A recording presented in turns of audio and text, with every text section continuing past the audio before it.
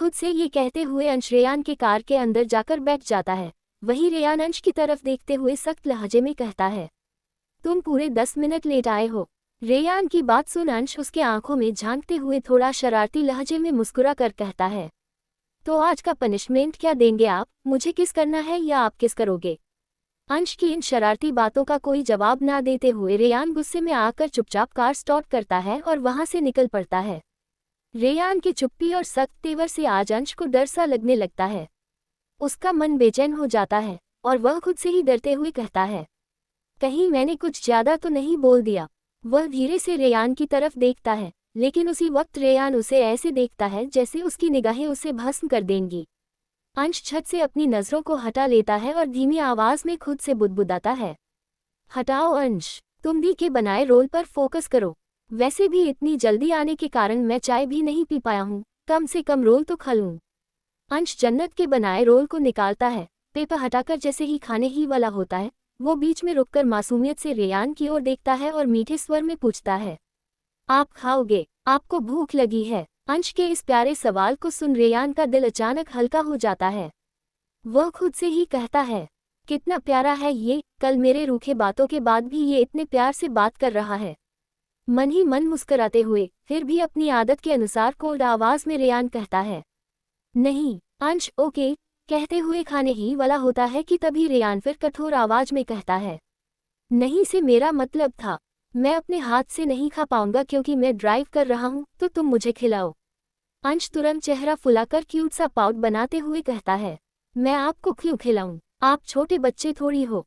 तो रेयान झट से जवाब देता है, पर मेरी गर्लफ्रेंड तो हो ना, और कपल ऐसे ही अपने पार्टनर को खिलाते हैं एक दूसरे के हाथ से। रेयान की बात सुन अंश का चेहरा गुलाब सा खिल उठता है और वो मुस्कुराते हुए कहता है, हाँ सही कहा आपने, मेरे मम्मा और पापा भी एक दूसरे को खिलाते हैं। इतना कहते हुए वो रोल को रेयान के होठों के करीब ले जाता है। रेयान अंश के इस मासूमियत और प्यार से भरे लम्हे को आंखों में समेटते हुए मुस्कुरा देता है और रोल का एक बाइट ले लेता है, पर तभी उसमें से भरा सारा टोमेटो सॉस उसके जीन्स पर नीचे की तरफ गिर जाता है। ये देखकर रेयान हल्की सी झुंझलाहट के साथ कहता है, अंश कैसे खिला रहे हो? अंश घबरा कर रोल को टिफिन में रखते हुए शर्मिंदा होकर कहता है, सॉरी रेयान सर, गलती से गिर गया, मैं अभी साफ कर देता हूँ। वो झट से अपना रुमाल निकालता है और रेयान के करीब जाकर बिना कुछ सोचे समझे रगड़ रगड़ कर जीन्स साफ करने लगता है। उसे एहसास तक नहीं होता कि वो बार बार रेयान के प्राइवेट एरिया को टच कर रहा है। रेयान को उसके हर टच से जैसे एक झटका लग रहा था, जैसे बिजली का करंट शरीर में दौड़ गया हो। लेकिन वो अंश को रोकता नहीं है। शायद उसके छूने में जो मासूमियत थी वही उसे रोकने नहीं दे रही थी। अंश रोल के दाग को देखकर कहता है, ओह शिट, ये तो और गंदा हो गया। इतना कहते हुए वो और जोर से रगड़ना शुरू कर देता है। अब रेयान खुद को कंट्रोल नहीं कर पा रहा था। उसके सब्र का बांध टूटने ही वाला था। वो अंश का हाथ पकड़ लेता है और सेडिक्टिव आवाज में बेहद करीब जाकर कहता है, तुम गलत जगह टच कर रहे हो जूलियट, अभी ही रुक जाओ वरना मैं खुद को नहीं रोक पाऊंगा और वही करूंगा जो कल किया था। रेयान की यह बात सुन अंश का चेहरा शर्म से लाल पीला हो जाता है। वो झट से पीछे हटते हुए धीमे स्वर में कहता है, सॉरी, मैंने देखा नहीं था, मैंने जानबूझकर नहीं किया, वो गलती से हुआ। वो हड़बड़ाया हुआ था और अपनी सफाई देने की कोशिश कर रहा था। रेयान उसकी बातें सुनते हुए अचानक गाड़ी को खाली सड़क पर जोर से ब्रेक लगाकर रोक देता है। अंश चौंक कर कहता है, क्या हुआ? कार खराब हो गई है क्या? लेकिन रेयान बिना कोई जवाब दिए सीट बेल्ट खोलकर कार का दरवाजा खोलता है और बाहर चला जाता है। अंश बस उसे देखता रह जाता है। उसकी सांसें तेज हो जाती हैं, दिल धड़क रहा था। आखिर रेयान करने क्या वाला है? उसके मन में ये सवाल दौड़ने लगते हैं। तभी रेयान अंश की साइड का दरवाजा खोलता है, उसका सीट पीछे करता है और बिना कुछ बोले उसके ऊपर आकर बैठ जाता है। अंश हैरान रह जाता है और हकलाते हुए कहता है, रेयान आप क्या कर रहे हो? रेयान उसके होठों के करीब आता है, उसकी आंखों में आंखें डालकर कहता है, खुद को कंट्रोल करने की बहुत कोशिश की मैंने अंश, लेकिन जब से तुम्हारे होठों का स्वाद चखा है तब से मुझे बस तुम्हारे होठों का रस ही पीना है। इतना कहकर वह अंश के कोमल और छोटे होठों को अपने होठों में भर लेता है और पेशेंटली चूमने लगता है। अंश स्तब्ध था, लेकिन रेयान की उन कोमल छुअन में जो सच्चाई और चाह थी उसने अंश को भी बहा लिया और वह भी रेयान के कंधे पर हाथ रखकर उसकी इसमें पूरी तरह साथ देने लगता है। दूसरी तरफ मलंग की नींद भी अब खुल चुकी थी। उसके बदन में हल्का दर्द महसूस हो रहा था। वो कुछ देर तक बिस्तर पर पड़ा रहता है, फिर किसी तरह हिम्मत कर आंखें खोलता है और बैठ जाता है। कल रात का हर लम्हा उसकी आंखों के सामने घूम जाता है और अचानक गुस्से में अपने आप से कहता है, आज के बाद मैं उस घटिया इंसान का चेहरा दोबारा नहीं देखूंगा। लेकिन तभी उसकी नज़र अपने शरीर पर लगे मरहम पर जाती है। वो उंगलियों से उसे छूते हुए खुद से ही सोचने लगता है, क्या ये क्रीम नील सर ने लगाई होगी? पर क्यों? वो बिस्तर से उतरता है और सामने टेबल पर रखे नाश्ते की ओर बढ़ता है। जैसे ही वह वहां पहुंचता है, उसे एक चिट्ठी दिखाई देती है। वो उसे उठाता है और पढ़ने लगता है। Good morning sweet heart, please नाश्ता करके जाना और ऊपर वाले ड्रॉर में क्रीम रखी है, उसे लगाकर अपने साथ लेकर जाना। इससे चोट जल्दी ठीक हो जाएगी। बाय, बहुत जल्द मिलेंगे। तब तक के लिए टेक केयर एंड यस, मेरे साथ रात बिताने की कीमत तुम्हें भेज चुका हूँ, तो अपना फ़ोन चेक कर लेना। चिट्ठी पढ़ते ही मलंग का चेहरा गुस्से से लाल हो जाता है। उसकी आंखों में अपमान और गुस्से का तूफान उमड़ने लगता है। वह चिट को मोड़कर जमीन पर फेंक देता है। कुछ देर तक खामोशी से खड़ा सोचता रहता है, फिर खुद को संभालता है, अपने कपड़े पहनता है और उसी फेंकी हुई चिट्ठी को उठाकर टेबल पर रखता है। फिर पेन उठाकर उसके नीचे लिख देता है, थैंक यू, पर यह हमारी आखिरी मुलाकात है, सो प्लीज़ आगे से मुझे डिस्टर्ब मत कीजिएगा। इतना लिखकर मलंग दरवाज़ा खोलता है और सीढ़ियों से उतरकर हॉल में आता है। फिर मेंशन से बाहर निकल जाता है। बाहर आते ही गार्ड उसे देखकर सिर झुकाकर कहता है, गुड मॉर्निंग मलंग सर, नील सर ने आपको कार से आपके घर छोड़ने के लिए कहा है, तो आप।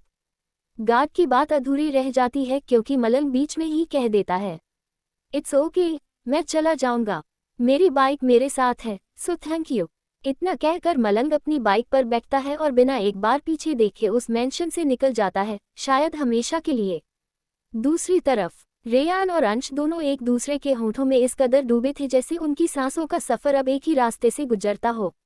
उस पल की गर्माहट, उन होठों की गहराई में दोनों खुद को खो चुके थे। पर तभी अचानक रेयान का फोन बजने लगता है। वो चौंकते हुए फौरन अंश से खुद को अलग करता है, जैसे किसी सपने से किसी ने झटका देकर जगा दिया हो। रेयान जल्दी से सामने रखे फोन की स्क्रीन देखता है और जैसे ही उस पर अपनी दादी का नाम देखता है, अंश की ओर देख सख्त आवाज में कहता है, कुछ मत बोलना। अंश भी थोड़ी नाराजगी और चिढ़ के साथ अपने चेहरे को थोड़ा सड़ा हुआ सा बना लेता है और बस धीरे से अपना सिर हाँ में हिला देता है, मानो कह रहा हो कि ठीक है, बोलूंगा नहीं, पर पसंद भी नहीं आया।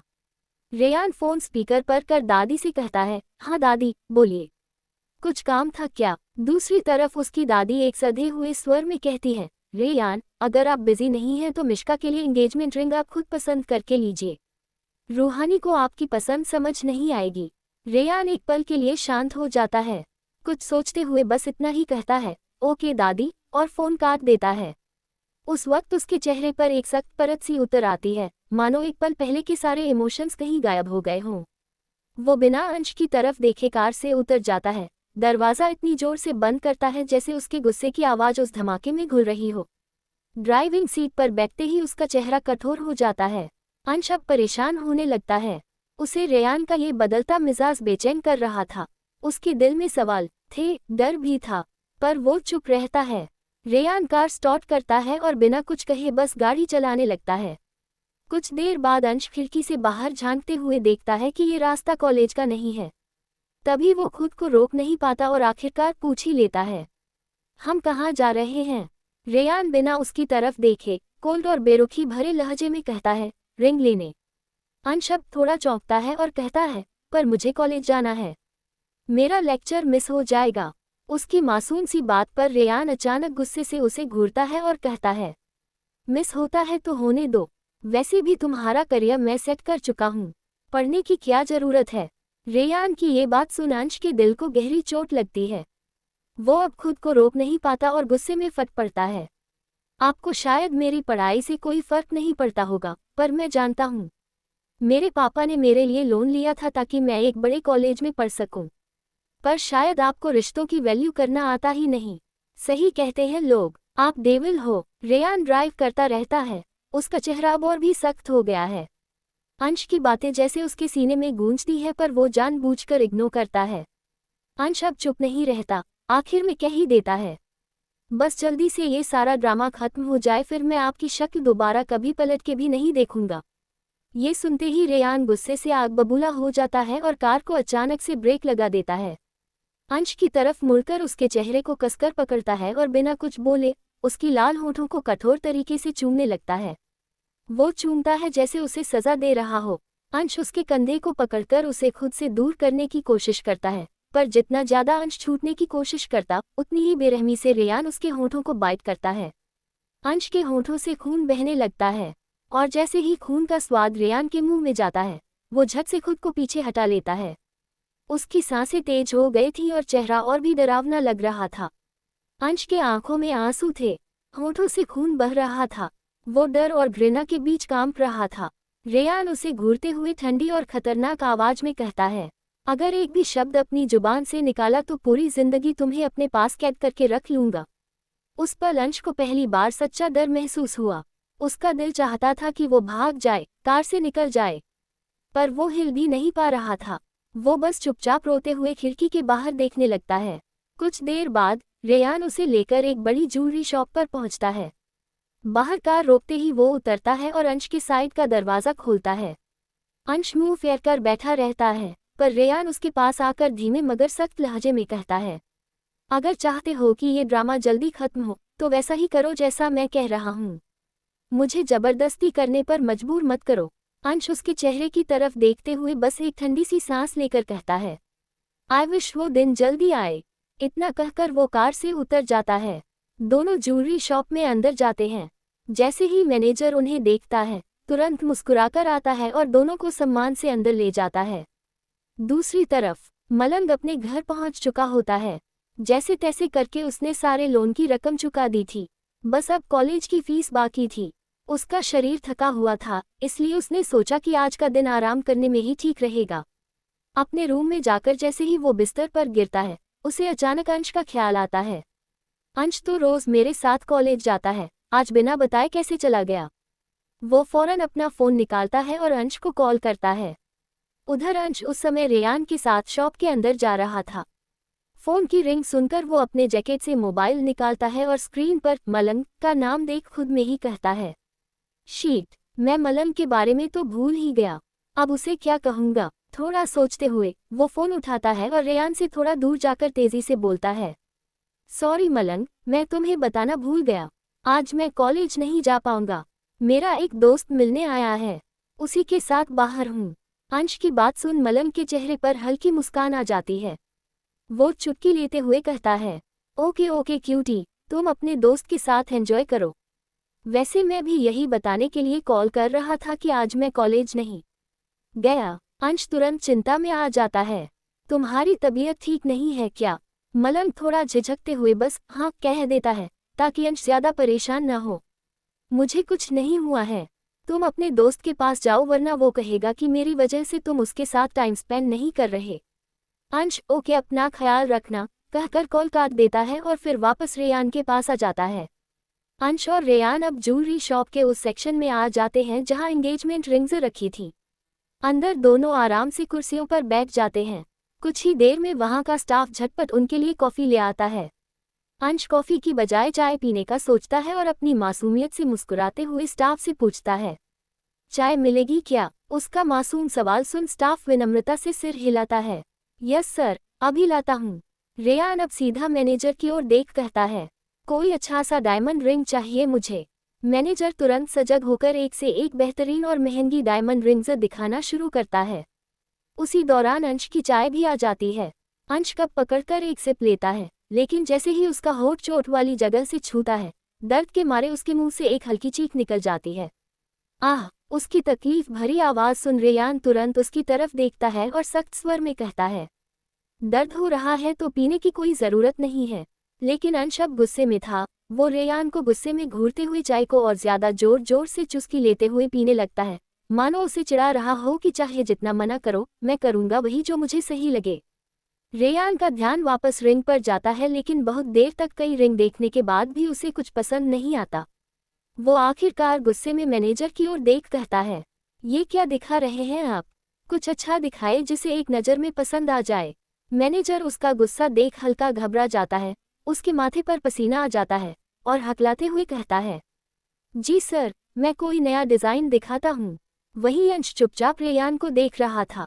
उसकी आंखों में अब सोच थी, उदासी थी और एक गहराई थी। वो मन ही मन कहता है, इन्हें देखकर कोई नहीं कह सकता कि ये सगाई नहीं करना चाहते हैं।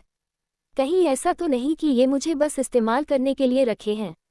अंश अब रेयान की तरफ घूरता है। वो उसके चेहरे को पढ़ने की कोशिश करता है, लेकिन उस ठंडी परत के नीचे क्या छुपा है, ये समझ नहीं पा रहा। तभी रेयान उसकी तरफ देखकर मुस्कुराता है और कहता है, माना कि मैं दुनिया का सबसे हैंडसम आदमी हूँ, पर इतना घूरने की कोई ज़रूरत नहीं है। अंश चिढ़कर झट से जवाब देता है, गलतफहमी है आपको कि आप सबसे ज़्यादा हैंडसम हैं। मैंने आपसे भी हैंडसम लड़का देखा है। रेयान थोड़ा गुस्से में कहता है, किसे? अंश झट से बिना सोचे बोल देता है, चिराग को, जो प्ले में मेरा रोमियो बना था। वो मुझे बहुत हैंडसम लगता है। इनफैक्ट कॉलेज की लड़कियां भी उस पर मरती थीं। ये सुनते ही रेयान के चेहरे पर एक अजीब सन्नाटा फैल जाता है। उसकी आंखों के सामने वो प्ले का सीन घूमने लगता है जब चिराग ने अंश को मंच पर किस किया था। उस सीन की जलन उसकी आंखों में फिर से ताज़ा हो उठती है। उसकी आंखों की चमक गुस्से में बदल जाती है। अंश अब रेयान की आंखों का रंग बदलता देख खुद ही चुप हो जाता है। उसे समझ आ जाता है कि उसने कुछ ज्यादा बोल दिया। तभी मैनेजर नए डिज़ाइनों की रिंग्स लेकर आ जाता है, तो रेयान पहले रिंग को देखता, फिर अंश की तरफ देख धीमे लेकिन ठहराव भरे अंदाज में कहता, इन सब में से एक रिंग चूज करो। तो अंश थोड़ी हैरानी और मुस्कुराहट के साथ कहता, मैं करूं। रेयान अंश की आंखों में घूरते हुए थोड़ा खींचे हुए लहजे में कहता, तुम्हारे अलावा और है कोई यहाँ? तो झट से अंश चुलबुले अंदाज में कहता, हाँ, मैनेजर। रेयान एक गहरी सांस लेता है और फिर अपनी आंखें सिकोड़कर अंश को गुस्से में घूरने लगता है। अंश को भी समझ में आ जाता है कि अब इस खड़ूस का पारा ऊपर चढ़ने वाला है, तो इससे पहले कि रेयान कुछ और बोले, अंश छत से अपना ध्यान रिंग्स पर ले जाता है। वो एक एक रिंग को ध्यान से देखता है जैसे कोई बच्चा अपनी पसंद की टॉफी चुन रहा हो। तभी उसकी नज़र एक खूबसूरत चमकदार हॉट शेप की रिंग पर जाती है जो लाइट में चमक रही होती है। उसे देखकर अंश की आंखों में एक चमक आ जाती है। वो उस रिंग को उठाता है, रेयान की तरफ देखकर कहता है, ये बहुत ब्यूटीफुल है, आप इसे ले लो। लड़कियों को ऐसे रिंग्स काफ़ी पसंद आते हैं। रेयान बिना कोई एक्सप्रेशन बदले उस रिंग को अंश के हाथ से लेता है, फिर उसकी आंखों में गहराई से झांकते हुए कहता है, तुम्हें ये रिंग पसंद है? अंश थोड़ी झिझकते हुए लेकिन मुस्कुराते हुए हाँ कह देता है। तभी रेयान धीरे से अंश का हाथ थामता है और बड़ी नरमी से उसके रिंग फिंगर में वो रिंग पहना देता है। वो पल मानो थम सा जाता है। अंश की सांसें रुक जाती हैं। सामने खड़ा मैनेजर भी कुछ पल को स्तब्ध रह जाता है। अंश अपनी उंगली को देखता है जहां वो रिंग इतनी परफेक्टली बैठी होती है जैसे वो उसी के लिए बनी हो। फिर वो रेयान की आंखों में देखकर हल्की से हरती आवाज में कहता है, ये आप मुझे क्यों पहना रहे हो? तो रेयान बिना पलक झपकाए धीमे लेकिन गहराई से कहता है, क्योंकि ये रिंग तुम्हारी है और तुम्हें ही पहनानी थी। रेयान के इस जवाब पर अंश के दिल की धड़कन इतनी तेज हो जाती है जैसे कोई ढोल बज रहा हो। उसकी आंखों में नमी और होठों पर एक मीठी मुस्कान उभर आती है। कुछ पल बाद रेयान वो रिंग निकाल कर डब्बे में रखता है, बिलिंग करवाता है और निकलने की तैयारी करता है। तभी अंश कहता है, मुझे लगता है आपको दादी के लिए और अपनी बहन रूही के लिए भी कुछ शॉपिंग कर लेनी चाहिए, उन्हें अच्छा लगेगा। तो रेयान बिना एक सेकंड लिए कहता है, कोई ज़रूरत नहीं है, वो दोनों अपने लिए खुद शॉपिंग कर लेती हैं। अंश थोड़ा सा पाउट बनाते हुए बच्चों की तरह कहता है, ओके, मैं तो बस यूं ही कह दिया। वो हल्का सा रुक जाता है। उसका चेहरा देख रेयान कुछ पल उसे देखता है, फिर मैनेजर की तरफ मुड़कर ठोस लहजे में कहता है, अंश को जो जो पसंद आए वो सब बिल कर दीजिएगा। मैनेजर भी तुरंत ओके सर कहते हुए झुक जाता है। फिर रेयान अंश की तरफ देखता है और कहता है, तुम्हें जो भी अच्छा लगे दादी के लिए और रूही के लिए पसंद कर लो और बाहर आ जाना, मैं बाहर वेट कर रहा हूँ। इतना कहकर रेयान बाहर चला जाता है। उसके जाते ही अंश धीरे से बुदबुदाता है, इस खड़ूस को बीच बीच में दौरा पड़ता रहता है क्या, कभी डेविल बन जाता है तो कभी एंजल। अंश इतनी जोर से बोल देता है कि मैनेजर तक को सुनाई दे जाता है और वो हंस पड़ता है। मैनेजर की हंसी सुनकर अंश थोड़ा सा शर्मिंदा सा मासूम मुस्कान के साथ कहता है, वो मैं बस मजाक कर रहा था, आप दीजिए ना कुछ अच्छा सा। मैनेजर भी मुस्कुरा कर ओके सर कहता है और कुछ अच्छे ऑप्शन दिखाने लगता है। दूसरी तरफ जन्नत ऑफिस तो पहुंच चुकी थी, लेकिन आहान ने उसे बाहर ही इंतजार करने को कहा था जब तक वो खुद कबीर से बात न कर ले। वो बेचैनी से सीढ़ियों पर बैठी थी, अंदर क्या बात हो रही होगी ये सोचकर उसका दिल धक धक कर रहा था। वहीं आहान कबीर के केबिन में अंदर जाता है। कबीर उसे आते देख गुस्से से कहता है, अगर तुम उस लड़की के लिए बात करने आए हो तो कोई फायदा नहीं है आहान, क्योंकि मेरा जवाब नहीं बदलेगा। मैं उस लड़की को एक सेकंड के लिए भी अपने ऑफिस में बर्दाश्त नहीं कर सकता हूँ। कबीर का गुस्सा देख आहान शांति से उसके सामने वाली कुर्सी पर बैठता है और कहता है, जल्दबाजी में फैसला मत लो कबीर। जन्नत काफ़ी टैलेंटेड है और हमारी कंपनी के लिए लकी साबित होगी। कबीर उसे घूरते हुए पूछता है, तुम उस लड़की में इतना इंटरेस्टेड क्यों हो? पहली नज़र में ही पसंद आ गई क्या तुम्हें? आहान थोड़ा मुस्कुरा कर कहता है, तुम जानते हो मैं लोगों को उनके काम और पर्सनैलिटी के लिए पसंद करता हूँ। और रही बात जन्नत की, तो वो बहुत हार्डवर्किंग है। बिना किसी गलती के उसे निकालना सही नहीं होगा। प्लीज़ एक मौका दे दो मेरे लिए, मैं जन्नत की गारंटी लेता हूँ। कबीर, जो कि आहान का बहुत अच्छा दोस्त था, उसके चेहरे की संजीदगी देख हार मान जाता है। गहरी सांस लेते हुए कहता है, फाइन, वो ऑफिस में काम कर सकती है। ये सुनते ही आहान का चेहरा खिल उठता है। वो खड़ा होकर कबीर के पास जाता है और उसे पीछे से हग करते हुए कहता है, आई लव यू यार, you are best, thank you so much Jannat को एक मौका देने के लिए। कबीर भी आहान का हाथ पकड़ कर कहता है, सिर्फ तुम्हारे लिए उस लड़की को झेलने वाला हूँ। उसे कह देना मेरे सामने अपनी जुबान कम ही चलाए। आहान हंसते हुए ओके कहता है और बाहर चला जाता है। बाहर सीढ़ियों पर बैठी जन्नत उसे आते देखती है तो झट से उठती है और कहती है, क्या कहा? खड़ूस ने? तो आहान हंसते हुए कहता है, खड़ूस नहीं, उसका नाम कबीर है और वो तुम्हारे बॉस हैं। थोड़ा रिस्पेक्ट दो। जन्नत मुस्कुराते हुए कहती है, मतलब मान गई वो? तो आहान हाँ में सिर हिलाता है। ये सुनते ही जन्नत खुशी से झूम उठती है। वो आहान को हक कर कहती है, थैंक यू सो मच आहान, आप बहुत अच्छे हैं। आहान को उसका ये अचानक से किया गया हक अंदर तक छू जाता है। उसका दिल धड़कने लगता है और आंखों में चमक आ जाती है। थोड़ी देर बाद जन्नत शर्माते हुए पीछे हटती है और कहती है, सॉरी आहान, मैं थोड़ा एक्साइटेड हो गई थी। तो आहान भी मुस्कुराते हुए कहता है, कोई बात नहीं, अब चलो अंदर, अपने डेस्क पर और काम शुरू करो। जन्नत भी हाँ कह देती है और दोनों अंदर चले जाते हैं। ऊपर से कबीर खिड़की से सब देख रहा होता है और खुद में ही सोचता है, आहान ने कभी किसी के लिए मुझसे कोई फेवर नहीं मांगा और आज इस लड़की के लिए करके गया है। जितना सोचा था, ये लड़की उससे भी ज्यादा चालाक है। आहान को अपने प्यार में फंसा कर उसका फायदा उठाना चाहती है, लेकिन मैं ऐसा होने नहीं दूंगा। इसे तो ऑफिस से निकाल कर ही रहूंगा। इतना कह वो गुस्से में अपनी चेयर पर बैठ काम करने लगता है। वहीं नील अपने ऑफिस में काम कर रहा था, लेकिन उसके जहन में बार बार सिर्फ मलंग की तस्वीरें घूम रही थीं। फिर वो अपने हाथ को छूते हुए खुद में ही मुस्कुराते हुए कहता है, तुम्हें छूकर कुछ अलग सा महसूस हो रहा है मुझे, पर क्या, ये मैं समझ नहीं पा रहा हूँ। पर चाहे जो हो मलंग, मैं तुम्हें अपनी जिंदगी से ऐसे ही जाने नहीं दूंगा। वो फ़ोन उठाता है और अपने मेंशन पर कॉल करता है। स्टाफ फ़ोन उठाते ही कहता है, हेलो नील सर। नील सीधा पूछता है, वो लड़का जो कल आया था, वो अब भी सो रहा है या चला गया? स्टाफ कहता है, सर वो तो करीब 2 घंटे पहले ही मेंशन से निकल गया था। नील फिर पूछता है, और नाश्ता उसने किया या नहीं? स्टाफ जवाब देता है, सर सारा नाश्ता वैसे का वैसा पड़ा था, उन्होंने कुछ नहीं खाया और कार से जाने से भी इनकार कर दिया था, लेकिन खाने की प्लेट में एक नोट रखा था, वो मैं आपको व्हाट्सएप कर देता हूँ। नील ओके कहकर फ़ोन काट देता है। जैसे ही वो नोट पढ़ता है, उसका चेहरा सख्त हो जाता है, आंखें गुस्से से भर जाती हैं। वो गुस्से में अपनी मुट्ठी बंद करते हुए कहता है, सॉरी स्वीट हार्ट, अब ये चेहरा तुम हर रात देखने वाले हो। तुम्हें तो मैं अपना बना कर रहूँगा, चाहे मर्जी से या ज़बरदस्ती से। इतना कह वो अपने असिस्टेंट को कॉल करता है। असिस्टेंट आते ही कहता है, यस सर। नील ठंडे लेकिन भारी लहजे में कहता है, मलंग के अंकल से कांटेक्ट करो और कल के लिए मेरी मीटिंग फिक्स कराओ। असिस्टेंट ओके सर कहकर चला जाता है। वहीं अंश शॉपिंग पूरी करके बाहर आता है। रेयान उसकी तरफ देखकर कहता है, और कुछ खरीदना है? अंश पेट पकड़कर कहता है, नहीं, पर मुझे बहुत भूख लगी है। वापस जाने से पहले कुछ खा ले क्या?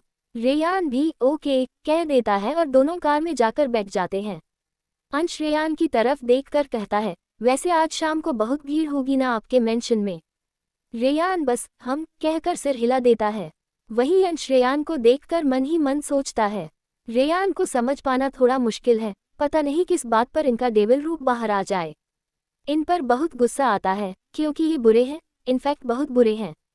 पर फिर भी ये मुझे इतने अच्छे क्यों लगते हैं। वो खुद में ही मुस्कुरा उठता है। उसकी मुस्कान देखकर रेयान कोल्डली पूछता है, हंस क्यों रहे हो? तो अंश भी उसी अंदाज में कहता है, हर रीजन आपको जानना जरूरी है क्या? रेयान अंश की आंखों में झांकते हुए कहता है, अगर बात हम दोनों से जुड़ी हो तो हाँ, मेरे लिए जानना बहुत जरूरी है। अंश कुछ नहीं कहता, बस खामोश बैठकर बाहर के नज़ारे देखने लगता है। पर उसके चेहरे की वो खामोश मुस्कान सब कुछ बयां कर देती है। दूसरी तरफ रूहानी और आकाश दोनों मॉल आए हुए थे शॉपिंग करने के लिए। मॉल में ढेर सारी शॉपिंग करने के बाद अब वो दोनों काफी थक चुके थे, पर फिर भी चेहरे पर मुस्कान और आंखों में चमक अब भी बाकी थी। दोनों ऐसे ही घूमते घूमते मॉल के गेमिंग सेंटर में चले आते हैं, जहां हर तरफ रोशनी और बच्चों जैसी चहक सुनाई देती है। सारे गेम्स को देख रूहानी अचानक बच्चे जैसी उत्सुकता से आकाश का हाथ पकड़ कहती है, चलो न, चलकर कोई गेम खेलते हैं, बहुत मजा आएगा। वहीं आकाश अपनी कलाई पर बंधी घड़ी पर नजर डालता है और थोड़ा गंभीर होते हुए कहता है, नहीं रूही, हमें लेट हो रहा है और दादी भी सारा काम अकेली कर रही होंगी, हमें चलना चाहिए।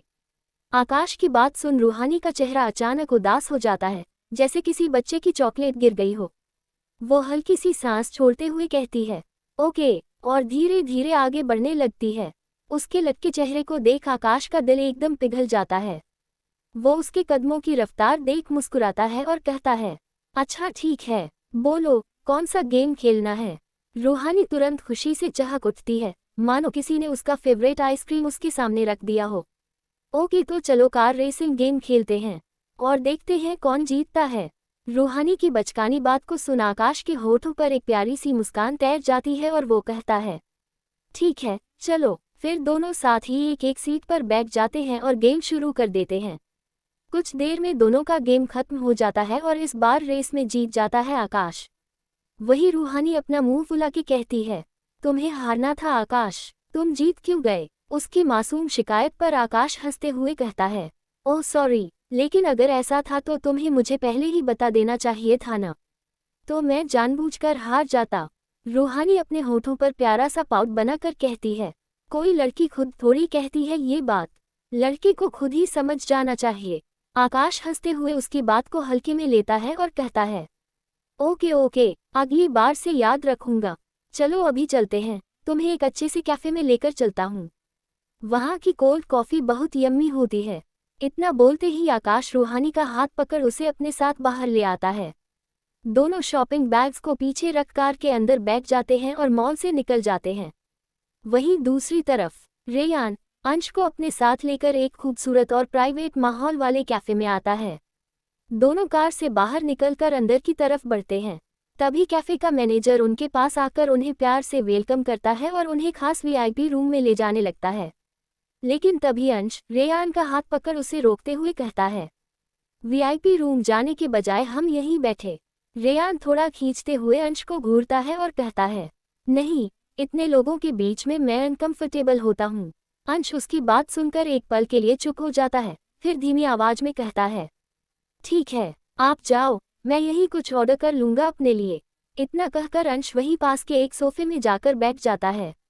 उसकी इस हरकत को देखकर रेयान कुछ पल उसे देखता है, फिर मैनेजर की तरफ मुड़ते हुए कहता है, वेटर को भेजो ऑर्डर लेने के लिए। मैनेजर सिर हिलाकर चला जाता है और कुछ सेकंड बाद रेयान भी आकर अंश के सामने बैठ जाता है। वहीं अंश का ध्यान सामने स्टेज पर गाना गा रहे एक लड़के की तरफ था। उसकी आंखों में एक चमक थी, जैसे वो उस पल में खो गया हो। रेयान अंश की नज़रों की दिशा को देखकर थोड़ा चिढ़ जाता है और कहता है, उस लड़के को जानते हो क्या? नहीं तो क्यों? अंश रेयान को देखने लगता है। रेयान थोड़ा गुस्से में कहता है, तो उसे इतने प्यार से घूर क्यों रहे हो? अंश फौरन कहता है, उसे नहीं, गिटार को घूर रहा हूँ। मुझे गिटार बजाना और गाना गाना बहुत पसंद है। रेयान थोड़ा हैरान हो जाता है, पहले तो कभी नहीं बताया तुमने। अंश धीरे से कहता है, आपने कभी मेरी पसंद या नापसंद के बारे में पूछा ही नहीं, तो कैसे बताता? इतना बोलकर अंश वापस गाने की ओर देखने लगता है। तभी वेटर आ जाता है और रेयान अंश से कहता है, ऑर्डर दो। अंश मेन्यू बुक लेकर कहता है, बटर नान, कढ़ाई पनीर मसाला और डेजर्ट ब्राउनी विथ आइसक्रीम। फिर रेयान की तरफ देखता है।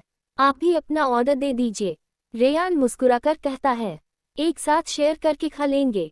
जैसे ही वो ये बोलता है, उसे पिछली बार की याद आ जाती है जब अंश ने यही कहकर सारा खाना अकेले खा लिया था। तभी रेयान तुरंत वेटर को रोकता है, स्टॉप, जो भी अंश ने ऑर्डर किया है वो सब कुछ तो प्लेट में ले आना। वेटर ओके सर कहते हुए चला जाता है। वहीं अंश अब भी गाने में खोया हुआ था। उसके चेहरे पर जो सुकून और नरमी थी, उसे देखकर रेयान के दिल को एक अजीब सी ठंडक महसूस हो रही थी। रेयान मुस्कुराते हुए कहता है, योजक चिन्ह, वैसे तुम गाना जानते हो या सिर्फ हवा में बातें करना आता है?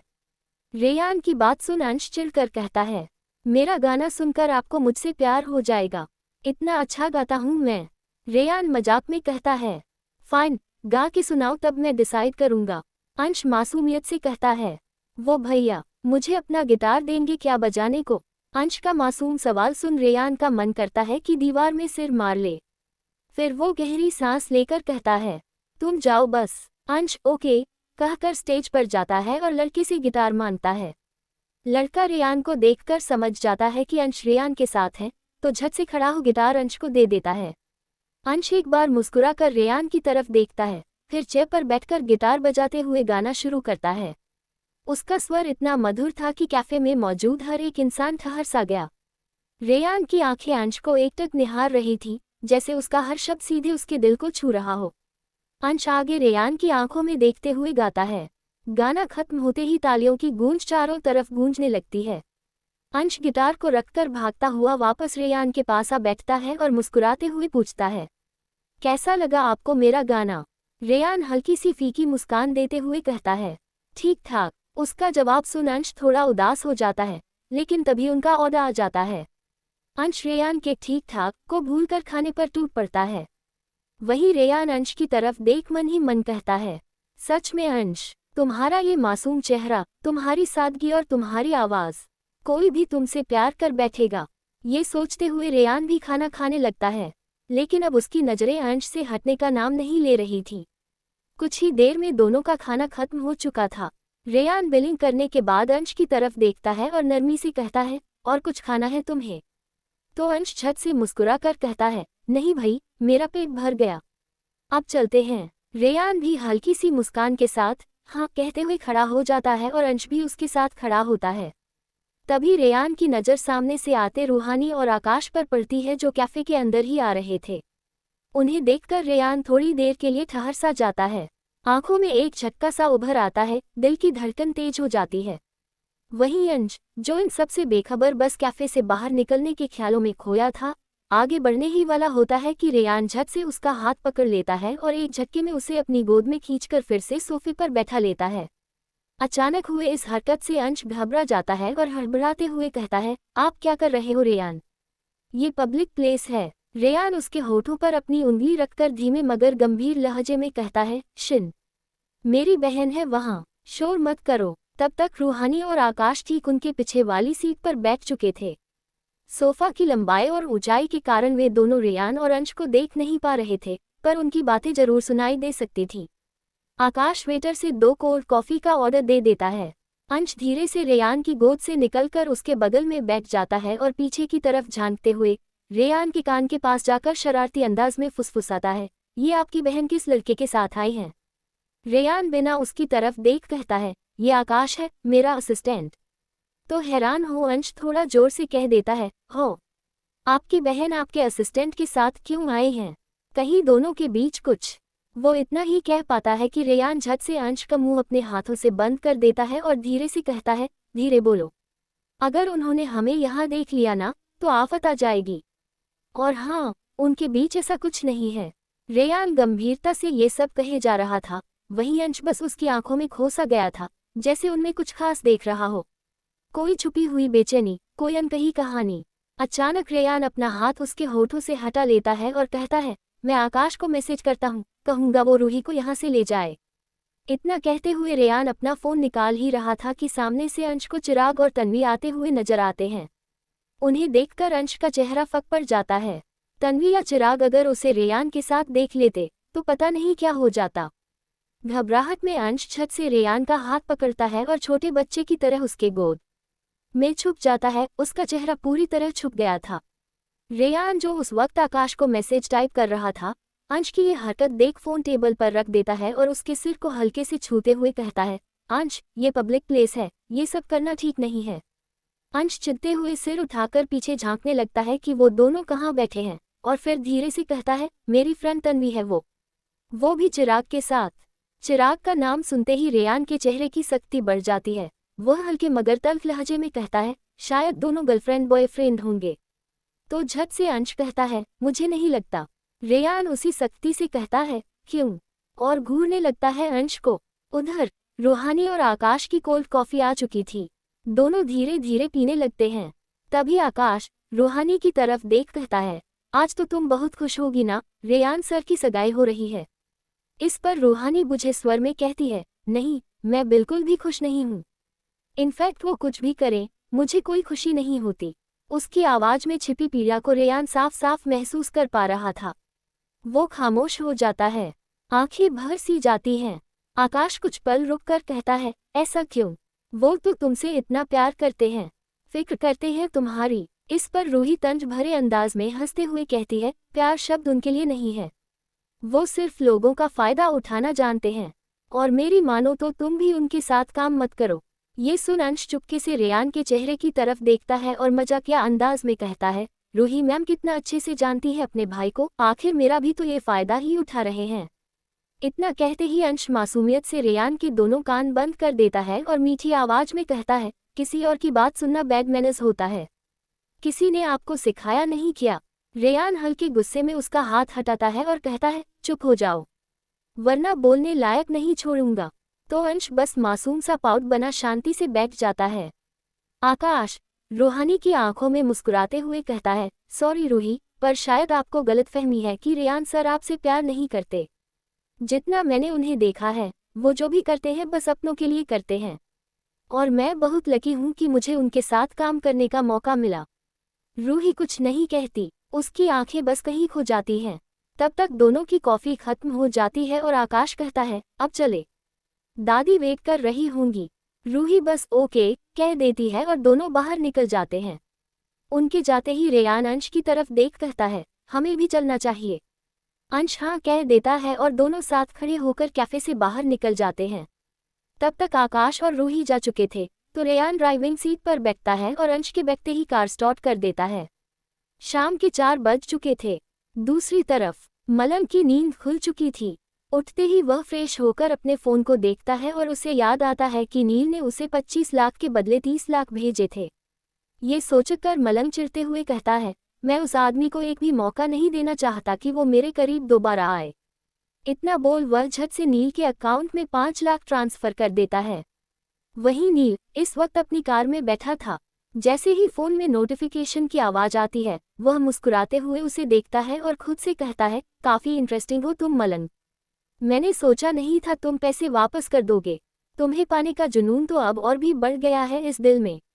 वहीं मलंग गुस्से में हॉल में जाता है, जहां उसके अंकल उसका हाथ पकड़कर गुस्से में पूछते हैं, कहाँ से पैसे जुगाड़ किए तुमने, वो भी एक रात में। मलंग के हाथ को कसकर पकड़ते हुए वे कहते हैं, सच सच बताओ, कहीं चोरी या डाका तो नहीं डाला तुमने। इस बार मलंग में एक अलग ही ठहराव और तीखापन था। वह अपना हाथ छुड़ाता है और गुस्से में कहता है, डोंट वरी अंकल, कोई गलत काम नहीं किया और आपको इससे मतलब नहीं होना चाहिए कि पैसे कहाँ से आए हैं। आपको बस पैसे चाहिए थे ना। आज तक जो मैं लाया हूँ, तो बेकार सवाल मत पूछिए। अंकल स्तब्ध रह जाते हैं। मलंग के इस रूप को देखकर वे एक शब्द भी नहीं बोल पाते। दूसरी तरफ रेयान और अंश मेंशन आ चुके थे। उनके आते ही निशांत और दक्ष भी हॉल में आ जाते हैं। रेयान आराम से सोफे पर बैठता है और निशांत से पूछता है, सारी तैयारी हो चुकी है ना? निशांत मुस्कुरा कर यस बॉस कह देता है। वहीं अंश थोड़ा असमंजस में पूछता है, कौन सी तैयारी? रेयान उसकी तरफ देखकर कहता है, आज तुम मेरी गर्लफ्रेंड बनकर मेरी मेंशन में आओगे। तुम्हारे लिए ड्रेस और बाकी ज़रूरत का सामान आ चुका है। तुम रेडी होकर निशांत के साथ निकल जाना। अंश पहले निशांत की ओर देखता है और उसे उसका क्रूर चेहरा नजर आता है। डरते हुए अपनी नजरें हटाकर रेयान से कहता है, पर मैं दक्ष के साथ जाना चाहता हूँ। निशांत उसे कठोर नजरों से घूरता है और कहता है, मैं तुम्हें खा नहीं जाऊंगा। ये सुन अंश डर से चुप हो गया था। तभी रेयान निशांत की तरफ डार्क लुक देता है। तो निशांत भी खामोश हो जाता है। वही दक्ष बीच में आकर बहुत शांत तरीके से कहता है, आप फिक्र मत कीजिए बॉस, मैं और निशांत दोनों अंश को लेकर पार्टी में पहुंच जाएंगे। रेयान बस ओके कहता है और खुद सिंघानिया मेंशन के लिए निकल जाता है। दक्ष बहुत शांत स्वभाव का लड़का था, ऐसे सिचुएशन में डील कैसे करते हैं बहुत अच्छे से जानता था। वही सिंघानिया मेंशन में हलचल बढ़ चुकी थी। रेयान अपने रूम में तैयार हो चुका था और शीशे के सामने खड़ा होकर खुद से कहता है, बस आज ये आखिरी बार होगा जो मैं ये करूंगा। इसके बाद मैं कभी आपका दिल नहीं तोड़ूंगा दादी, आई प्रॉमिस। खुद से ये कहने के बाद रेयान नीचे हॉल में चला जाता है। फ्लैमिंगो पिंक कलर के सूट में रेयान इतना हैंडसम लग रहा था कि हॉल में मौजूद लोग बस उसे ही देख रहे थे। उसकी दादी उसके पास आकर कहती है, बहुत हैंडसम लग रहे हो रेयान, और फिर अपनी आंखों से काजल निकालकर उसकी गर्दन के पीछे लगाते हुए कहती है, किसी की नजर ना लगे आपको। तभी रूहानी भी वहां पहुंचती है। आज उसने आकाश के मैचिंग व्हाइट गाउन पहना था, बिल्कुल परी जैसी लग रही थी। वह रेयान के पास आकर कहती है, आपने ये कौन सा कलर का सूट पहना है? आपके लिए तो मिश्का के ड्रेस के कलर वाला सूट डिजाइन हुआ था। रेयान को कैफे में हुआ सब याद आ जाता है और चिढ़ते हुए कहता है, तुम्हें तो मुझसे या मेरी किसी चीज से कोई मतलब नहीं है, तो ड्रामा क्यों कर रही हो? मैं क्या पहनूं, तुम्हें क्या? उसके शब्द रूहानी के दिल में कहीं गहरे उतर जाते हैं। वो बस हैरान खड़ी रह जाती है।